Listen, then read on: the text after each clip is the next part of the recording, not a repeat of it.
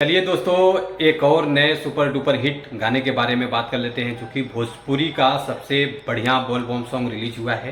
काफ़ी अच्छा गाना है, बवाल गाना है और इस गाने को गाया है निधि मिश्रा जी। तो चलिए वीडियो को शुरू करते हैं।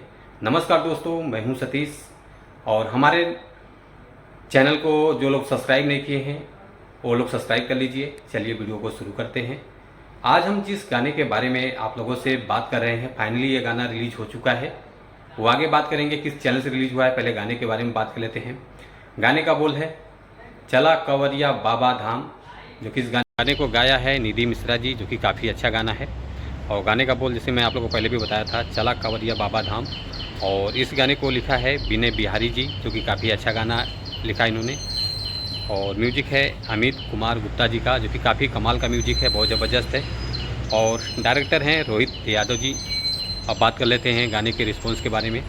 8 घंटा हो गया गाने को रिलीज़ करके, 8 घंटे में 1700 व्यूज़ आया हुआ है, लाइक 120, कमेंट 32। और ये गाना रिलीज़ हुआ है टी सीरीज हमारे भोजपुरी चैनल से।